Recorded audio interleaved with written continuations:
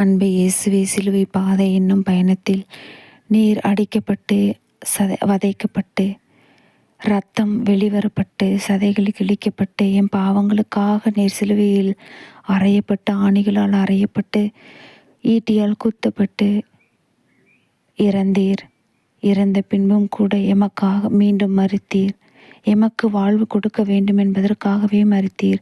நாங்கள் எங்கள் பாவங்களை எல்லாம் உணர்ந்து திருந்தி எங்களது வாழ்வில் நல்ல பிள்ளைகளாக வாழ இன்று எங்கள் பாவங்களை எல்லாம் நினைத்து பார்க்க நீர் வாய்ப்பு கொடுத்ததற்காக நன்றி கூறுகின்றேன் அப்பா. எங்களை மன்னித்தள்ளும்.